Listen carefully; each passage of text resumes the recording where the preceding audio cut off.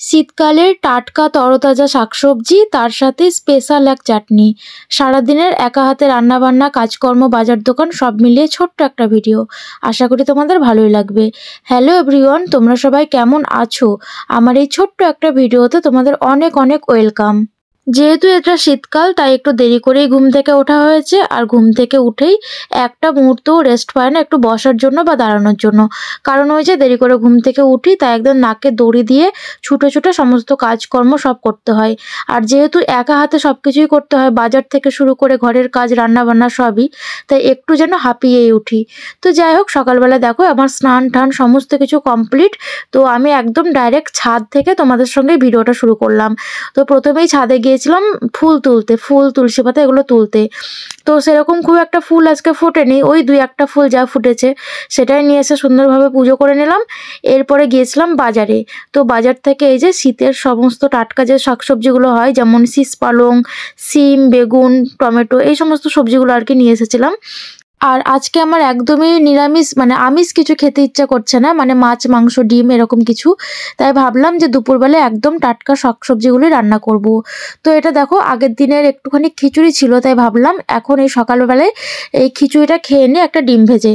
তাই কড়াইতে বেশ খানিকটা তেলও ছিল, তো ওর মধ্যেই আমি ডিমটা ভেজে নিলাম, দিয়ে খিচুড়িটা খেয়ে নিলাম। আর তারপরে এই যে দুপুরে রান্না বান্নার জোগাড় করতে শুরু করে দিয়েছি। তো এখানে আমি একটা স্পেশাল চাটনি বানাবো, মানে আমার পছন্দ মতো একটা চাটনি। তাই এই সমস্ত জিনিসগুলো নিয়েছি। এর মধ্যে আছে পেস্তা, আখরোট, খেজুর মানে কালো খেজুর, তারপরে এমনি লাল খেজুর, আলু বোখরা, টমেটো, তারপরে লেবু, এই সমস্ত জিনিসগুলো দিয়ে একটা চাটনি বানাবো। তো যাই হোক, সেই ভিডিও তোমাদের সঙ্গে আমি একটু পরে শেয়ার করছি। তার আগে দেখো আমি সবজিটা রান্না করছি। তো এখানে সবজি বলতে এই যে শীষ পালংটা তোমরা আগেই দেখলে সেটা, তার সাথে সিম, বেগুন, আলু এই সমস্তগুলো দিয়ে, আর শীতকালের স্পেশাল এই যে বড়ি, কলাই ডালের বড়ি দিয়ে এই সবজিটা রান্না করেছিলাম। হালকা নুন মিষ্টির আর ঝালটা একটু বেশি দিয়েছিলাম, যাতে সমস্ত কিছুর ব্যালেন্সটা একদম ঠিকঠাক থাকে। তো বেশ ভালোই হয়েছিল খেতে। আর শীতকালীন এই সমস্ত সবজিগুলো খেতে জানো তো বেশ ভালো লাগে।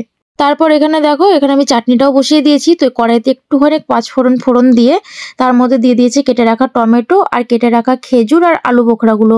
আর হ্যাঁ, তার সাথে পেস্তার আমন্ড যেগুলো ছিল সেগুলোকেও দিয়ে দিলাম।